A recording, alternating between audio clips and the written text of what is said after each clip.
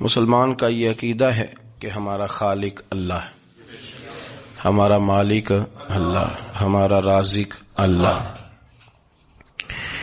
جب یہ ساری چیزیں، ساری عطائیں، ساری نعمتیں اللہ کی ہیں تو پھر مسلمان کی ساری توجہ بھی اللہ ہی کی جانب ہونی چاہیے۔ اسے کوشش کرنی چاہیے کہ وہ ہر معاملے میں، ہر مسئلے میں، ہر پریشانی میں اپنی توجہ اپنے رب کریم کی جانب مبذول رکھے۔ انسان جب اپنے علم پر بھروسہ کرنے لگتا ہے یا اپنی عقل پر بھروسہ کرنے لگتا ہے یا اپنے تعلقات پر بھروسہ کرنے لگتا ہے یا اپنی دولت پر، مال پر، صحت پر، تو ایک بہت بڑے دھوکے کا شکار ہو جاتا ہے۔ اور انسان جب انسانوں پر بھروسہ کرنے لگتا ہے تو پھر اللہ تعالیٰ اسے بعض اوقات انسانوں کے سپرد کر دیتا ہے، انسانوں کے سپرد۔ اور بہت سارے ایسے لوگ بھی ہوتے ہیں جو رب کریم کو بھولتے ہیں اور وہ اپنی ساری توجہ انسانوں کی طرف، دنیا کی طرف، دنیا داروں کی طرف کر لیتے ہیں، تو اللہ تعالیٰ فرماتا ہے پھر میں انہیں یہ سزا دیتا ہوں کہ وہ مجھے بھولنے نکلے تھے تو میں نے انہیں ان کا اپنا آپ بھی بھلا دیا، اپنا آپ بھی۔ سورہ حشر کو دیکھیے گا، فرمایا وَلَا تَكُونُوا كَالَّذِينَ نَسُوا اللَّهَ فَأَنسَاهُمْ أَنفُسَهُمْ، ان لوگوں کی طرح نہ ہو جانا جنہوں نے اللہ کو بھلا دیا تو اللہ نے پھر انہیں ان کا اپنا آپ بھی بھلا دیا، انہیں اپنی بھی ہوش نہیں رہی، وہ ایسے مسائل میں گھر گئے، وہ ایسی آزمائشوں میں الجھ گئے، وہ ایسی دنیا داری کے اندر الجھے کہ انہیں اپنا بھی پتہ نہ چلا۔ اب تو ڈھونڈتا پھرتا ہوں اے اقبال اپنے ہی آپ کو، اب تو ڈھونڈتا پھرتا ہوں اے اقبال اپنے آپ کو، آپ ہی گویا مسافر، آپ ہی منزل ہوں میں۔ جب انسان خدا فراموش ہوتا ہے تو خود فراموش ہو جاتا ہے۔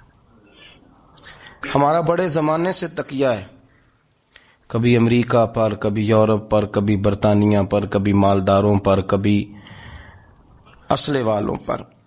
اس کا نقصان یہ ہوا کہ اپنا کوئی وجود نہیں رہا، اپنا کوئی نظریہ نہیں رہا، اپنی کو سوچ نہیں رہی۔ ایسے محسوس ہوتا ہے کہ کوئی منشور نہیں، کوئی دستور نہیں، لگام منہ میں ہے اور اس کا سرا کسی کے ہاتھ میں ہے، وہ جدھر چاہتا ہے ہمیں گھما لیتا ہے۔ اللہ فرماتے ہیں یوں نہ ہو جانا کہ تم رب کو بھلا دو اور پھر تمہیں اپنا آپ بھی بھول جائے۔ اولئک ھم الفاسقون، فرمایا یہ وہ لوگ ہیں جو نافرمان ہیں اللہ کے، یہ نافرمان ہے۔ جب یہ نظریہ بن گیا، جب یہ ذہن بن گیا کہ پیدا اللہ نے کیا ہے، دینا اللہ نے ہے، عطا کرنے والا اللہ ہے، نوازنے والا اللہ ہے، تو پھر ساری توجہ دنیا داروں کی طرف رکھنا، میں اللہ والوں کی طرف توجہ رکھنے کا قائل ہوں، میں وہ سمجھتا ہوں، ہم اس چیز کے قائل ہیں، لیکن وہ بھی کوئی آستانہ ہے کہ جہاں حق مرشد کا نعرہ تو بڑا لگے پر رب کا نام ہی نہ سننے کو ملے۔ یہ بھی کوئی بات ہوئی کہ جہاں یہ تو نعرہ زور سے لگے کہ جیوے جیوے مرشد جیوے، لیکن استغفار کا درس ہی نہ ملے۔ ہر وقت یہ بتایا جائے کہ یہاں آ گئے تو بچ گئے، کیسے بچیں گے؟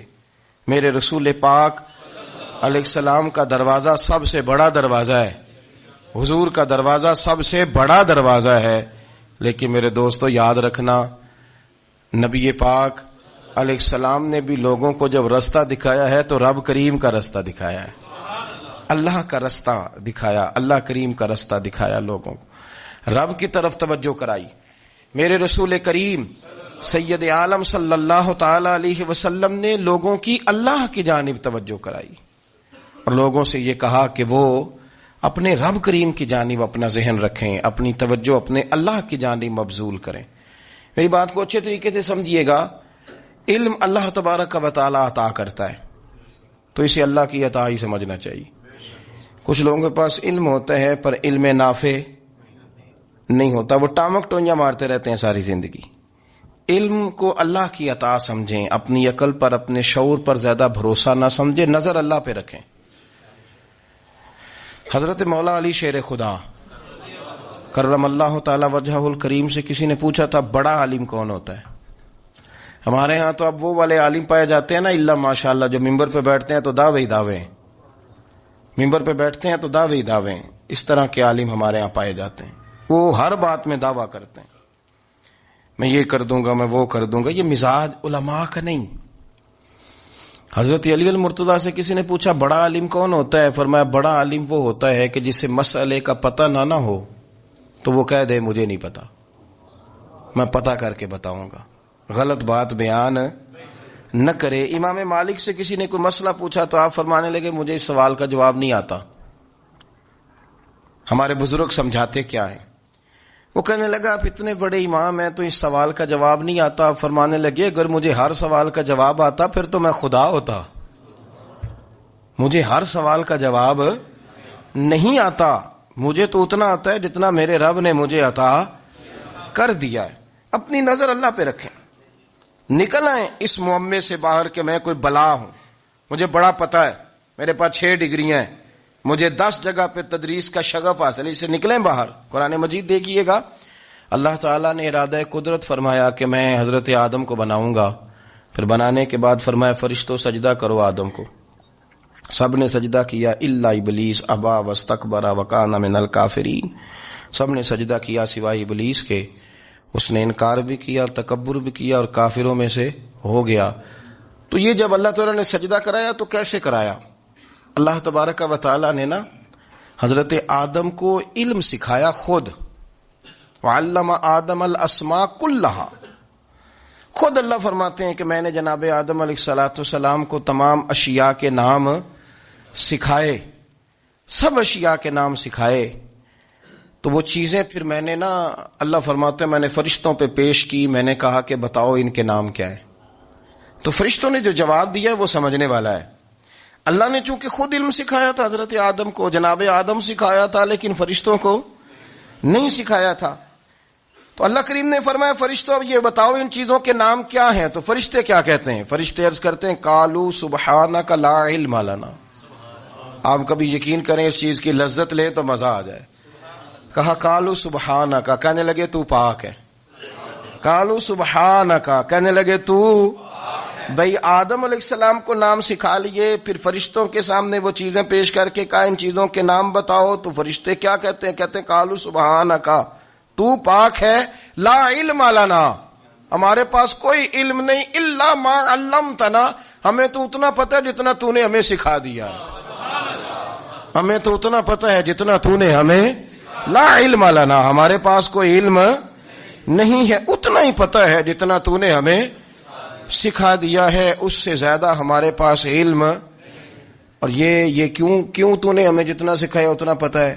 فرشتے یہ نہیں کہتے یا اللہ تو زیادہ سکھا، آدم کو دیا تو ہمیں بھی دے، یہ نہیں فرمایا، فرمایا انک انت العلیم الحکیم، اے اللہ تو علم والا بھی ہے اور حکمت والا بھی ہے، تجھے پتہ ہے کس کو کتنا دینا ہے، جتنا تو نے مناسب سمجھا جناب آدم کو دیا، اور جتنا تو نے بہتر سمجھا وہ تو نے ہمیں عطا فرمایا۔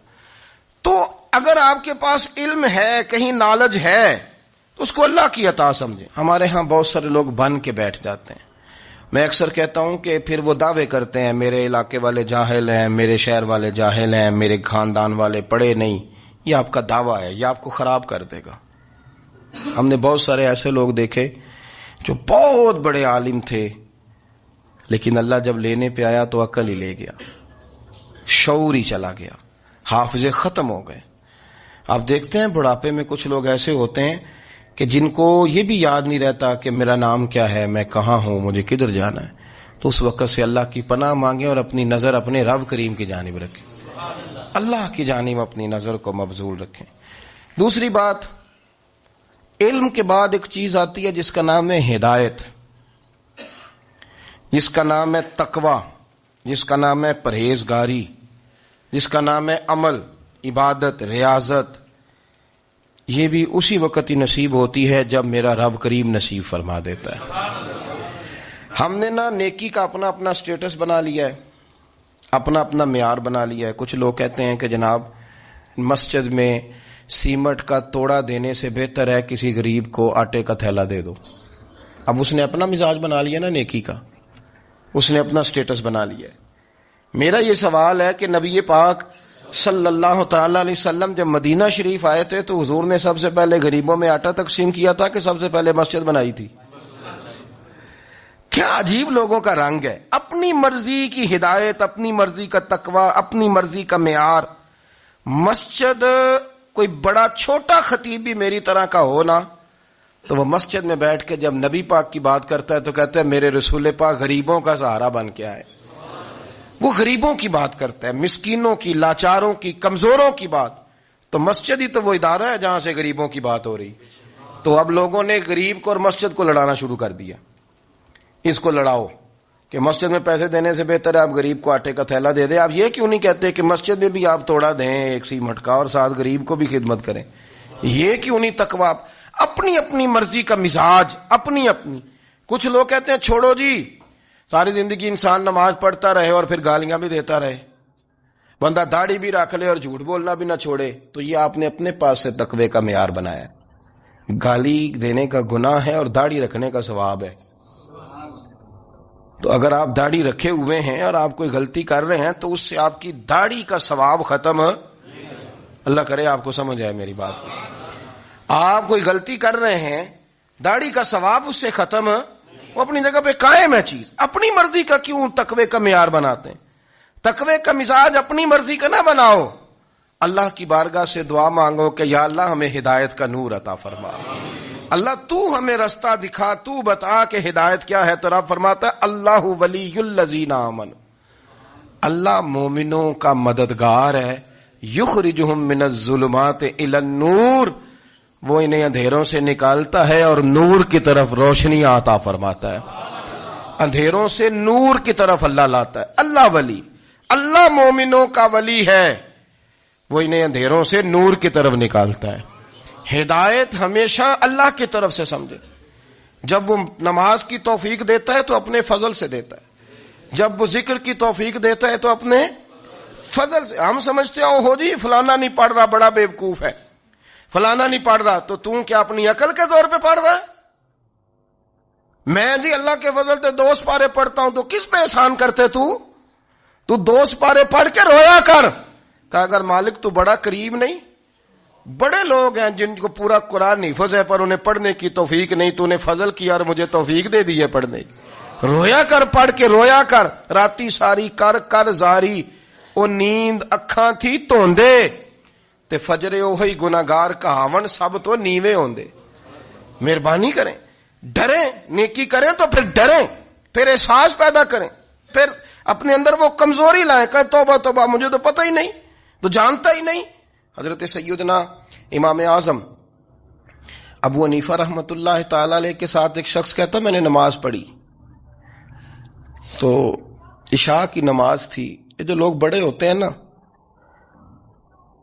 ان کے پیار کرنے والے بڑے ہوتے ہیں، ان کے گرد خوف بھی بڑا ہی ہوتا ہے، انہیں بڑا ڈر لگتا ہے، بڑی بعض اوقات آزمائش ہوتی ہے ان کی۔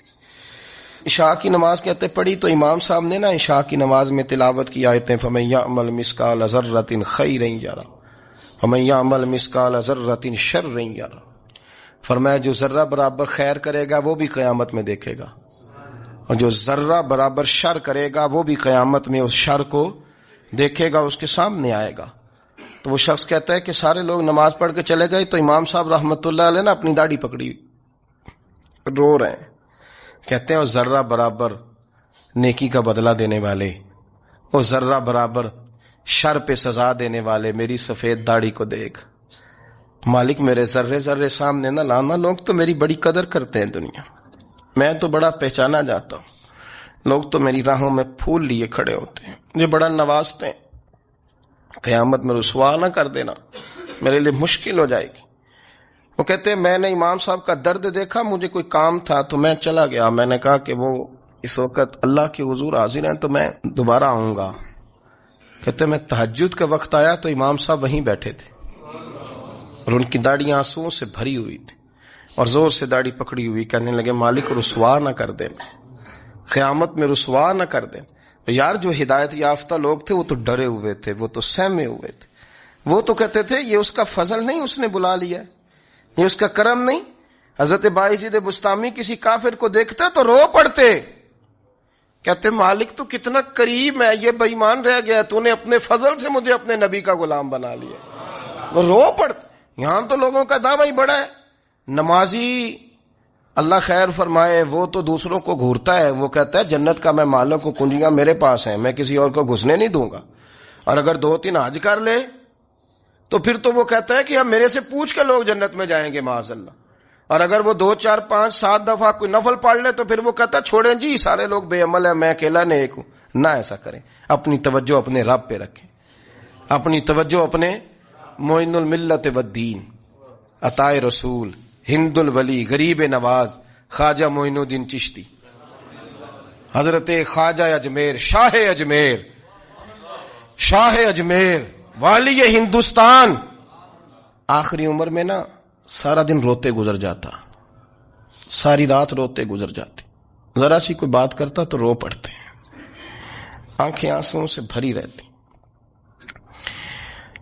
کئی دفعہ اپنے بھی پریشان ہو جاتے ہیں نا کہ یار تو ایک بات کی جان ہی نہیں چھوڑ رہا، تو خواجہ قطب الدین صاحب بختیار کاکی سے لوگوں نے کہا کہ آپ مرشد سے بات کریں، اتنا بھی تو نہیں نہ رونا چاہیے، ہر وقت اس کے آنسو کی کریے، عاشق دا کام ہی رونا تونا، تے بنا رویوں نہیں منظوری، یہ عاشق سدا ہی روندا رہندا ہے، پاویں وصل ہوئے تے پاویں دوری، ہر وقت رونے کا کیا مطلب ہے؟ تو خواجہ قطب صاحب کہتے ہیں میں قریب گیا تو میں نے پیر دبائے، میں نے کہا سونیا لوگ تو کچھ بھی نہیں کرتے، تو نے تو کمال کر دیا، 90 لاکھ آدمی مسلمان کر دیا، دنیا کچھ نہیں کرتی، تو نے 50 سال ساری رات مصلے پہ بیٹھ کے رب راضی کیا، تو شہزادہ تھا، حضور کی اولاد تھا، لیکن معین الدین تیرا ایک پلاٹ بھی نہیں، تو نے طالب علم پالے، انہیں غریبوں کو دیا، تو نے نوازا، کوئی شے نہیں تیرے پاس، ہر چیز تو نے، ساری رات روتے ہو،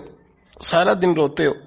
تو خواجہ قطب الدین صاحب کہتے ہیں میں نے جب عرض کیا تو خواجہ صاحب مجھے گلے لگا لیا، چیخ مار کے روئے، کہنے لگے قطب الدین پتر داڑھی سفید ہو گئی، جانے کا وقت آ گیا، جو تو نے نیکیاں گنوائی ہیں وہ ہیں صحیح میرے پاس، پر یار کی بارگاہ میں پیش کرنے کے قابل ایک بھی نہیں، ایک بھی نہیں، تو بارگاہ تو دیکھ کتنی بڑی ہے، رسول کریم کی بارگاہ میں پیش کرنے کے قابل ان میں سے ایک بھی نہیں، تو آستانہ دیکھ کتنا بڑا ہے، کیا پیش کروں گا، کیا عرض کروں گا حضور کی بارگاہ میں، کس طرح؟ وہ یار جو بڑے تھے وہ تو ڈرے ہوئے تھے، سہمے ہوئے تھے، وہ تو بڑی آزمائش میں تھے، لیکن میرا اور آپ کا رٹا 2 نمازیں پڑھ کے 6 نمازوں کا دعویٰ کرنا اور لمبی چوڑی کہانیاں بنانا اور اپنے منہ سے اپنی تعریفیں کرنا، اس سے تھوڑا باہر آئیں۔ رزق بھی میرا اللہ ہی دیتا ہے، علم بھی اللہ دیتا ہے، رزق بھی۔ بڑے بڑے فقیروں کو مالدار ہوتے دیکھا، بڑے بڑے مالداروں کو فقیر ہوتے دیکھا، بڑے بڑے، میرے ایک بڑا سخی قسم کا سجن ہے، بڑا پیارا ہے، میں اسے سخی مانتا ہوں، میں نے اپنی پریشانیوں کے دنوں میں بھی اس شخص کو سخی دیکھا۔ ایک دن رات کو مجھے ٹیلی فون کر کے کہنے لگا کدھر ہو؟ میں نے کہا میں گھر ہوں۔ نہیں اکثر سفر میں ہوتے ہو نا؟ میں نے کہا طبیعت کیسی ہے؟ ٹھیک ہے، بس حال چال پوچھنا تھا۔ میں نے سمجھائی، میں نے کہا یار یہ کوئی مسئلہ ہے، ورنہ رات کے 2 بجے کوئی حال پوچھنے کو فون تو نہیں نہ کرتا، کوئی مطلب ایسا تو مسئلہ نہیں نا؟ تو میں نے بیک کال کی، میں نے کہا یار میری بات سن، مسئلہ کیا؟ کہ نہیں کچھ نہیں دل کر رہا تھا۔ میں نے کہا میری گل سن، رہے ہیں اسی 4-5 سال کٹھے، میں تین جاننا، اصل بات کر۔ کہنے لگا مکان بھی بڑا ہے، سارا کچھ ٹھیک ہے، پر وہ بڑا ہی بے نیاز ہے، کچھ حالات اس قسم کے آ گئے ہیں کہ لوگوں کو بتاؤں بھی تو لوگ ماننے کو تیار نہیں، زیادہ نہیں، مجھے نا تھوڑے سے پیسوں کی ضرورت ہے، کوئی 15-20 ہزار اگر مل جائیں، میری ضرورت۔ آپ یقین کریں میں روتا رہا ساری رات۔ میں نے کہا مہربانہ تیرا کس طرح کرانگے، اس سے لے کے زمانہ استعمال کرتا تھا، پر بے پرواہی ویخ نہ سجڑ دی، جتھے کسے دی پیش نہ جاوے، انہیں تاجاں والے در در رولے تے منگتیاں تخت بٹھاوے۔ سجنا کسے نو کارا مل دئی، کوئی کعبے خالی آوے، واللہ خیر الرازقین، وہ کہتے تو دائیں بائیں نہ جا، رزق تو تجھے میں دوں گا، میں ہوں بہتر رزق دینے والا۔ بڑے بڑے بادشاہ، بڑے بڑے شہنشاہ، بڑے بڑے لوگ، ہاتھوں میں کاسے، فقیریاں ام ربیہ کہا کرتی تھیں، بڑی نیک اور صالح خاتون تھیں، وہ کہتی ہیں کہ میں نا بڑے امیر آدمی کی بیوی تھی، اپنے شوہر کے ساتھ چھت پہ بیٹھی تھی تو نیچے فقیر مانگنے والا آیا، اس نے بڑے درد سے صدا کی تو میں نے اپنے شوہر سے کہا کچھ دے دیں، کہا دفع کر، ان لوگوں نے دھندا بنایا ہوا ہے۔ کہتی میں میکے سے بھی بڑا مال لے کے آئی تھی، میرے ماں باپ بڑے امیر تھے تو میں نے نا چوری اپنے خامہ سے نظر بچا کے باتھ روم جانے کے بہانے گئی اور نیچے جا کے 5 دینار میں نے اس فقیر کی ہتھیلی پہ رکھے۔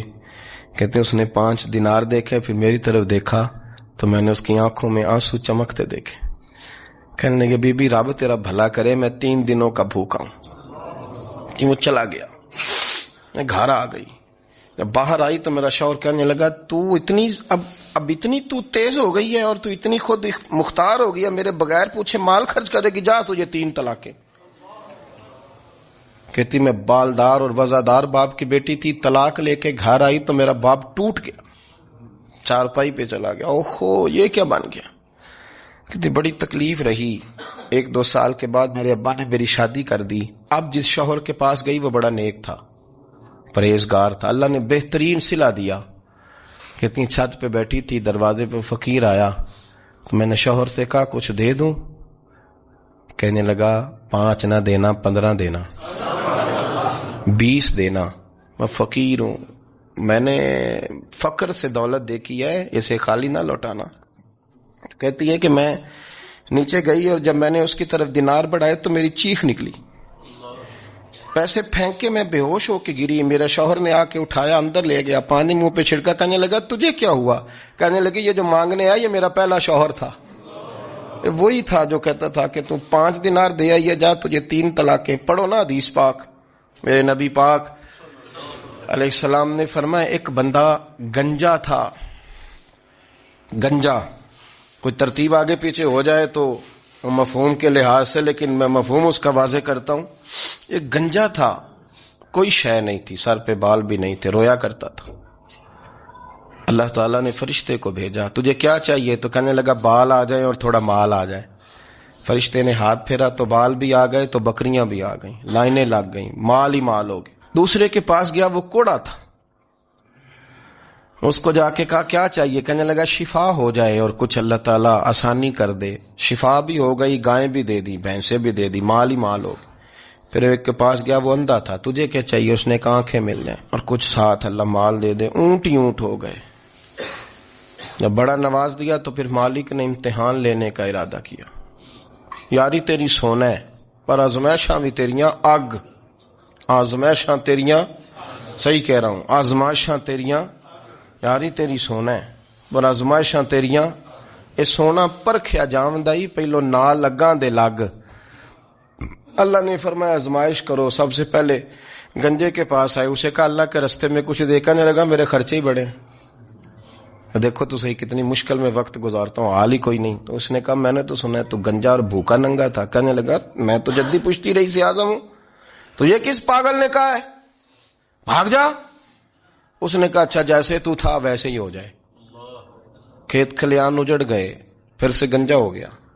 حضور علیہ السلام فرمانے لگے، پھر وہ اس کے پاس گیا جو کوڑا تھا، اسے کہا کچھ دے، کہنے لگا خرچے ہی بڑے۔